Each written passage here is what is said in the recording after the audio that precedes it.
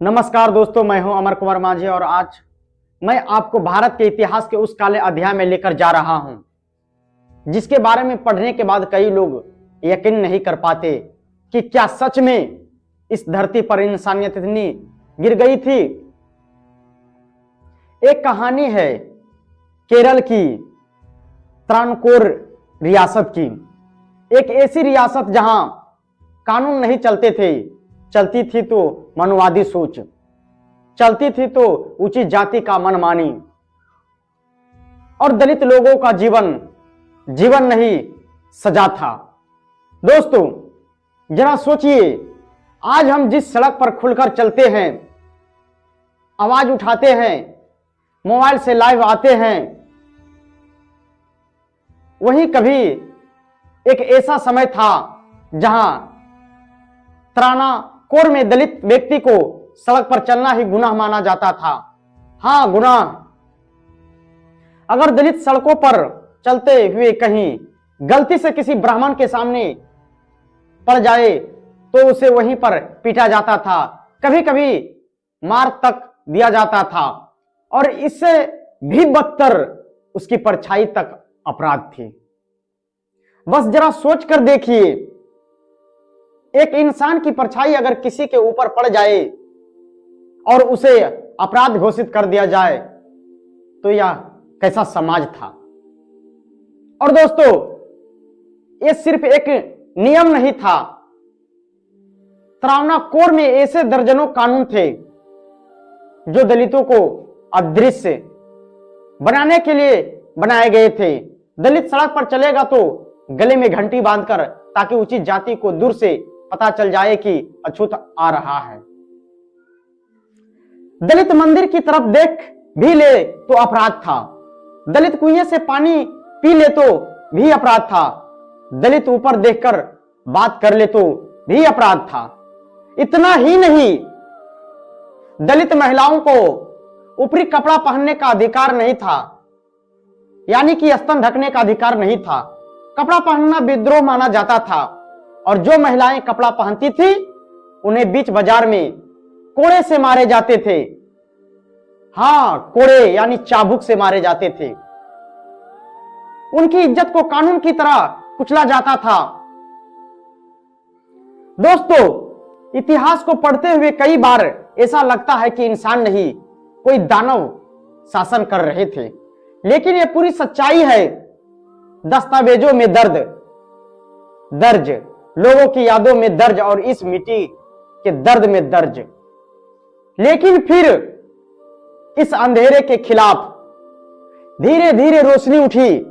कुछ लोग खड़े हुए जिन्होंने कहा कि अब बस।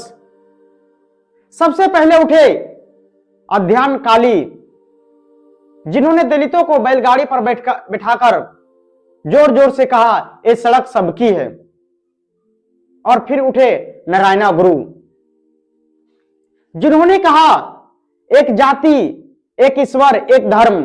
उनके शब्दों ने क्रांति की चिंगारी को आग बना दिया। इसके बाद शुरू हुई संघर्ष, आंदोलन, बगावत, जहां महिलाएं ऊपरी कपड़ा पहनने के लिए, अधिकार के लिए लड़ रही थी, जहां मजदूरों अपने अस्तित्व के लिए जूझ रहे थे, जहां दलित नौजवान अपनी छाया तक पर सवाल उठा रहे थे।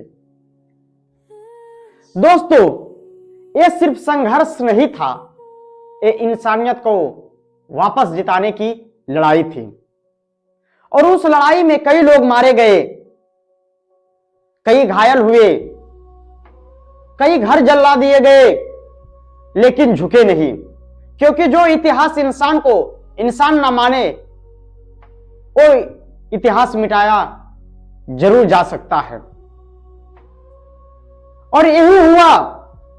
धीरे धीरे त्रावणकोर बदलने लगा, लोग शिक्षा लेने लगे, आवाज उठाने लगे और मनवादी विचारधारा की नींव हिलने लगी। लेकिन दोस्तों ध्यान से सुनिए, इतिहास सिर्फ पढ़ने के लिए नहीं होता, उसे समझने के लिए भी होता है। आज भी भारत में कितनी जगह पर दलितों को मंदिर में नहीं जाने दिया जाता। बारात निकाली है तो रास्ता रोक जाता है, बारात निकाली है तो रास्ता रोक दिया जाता है। पानी के हैंडपंप तक अलग किए जाते हैं।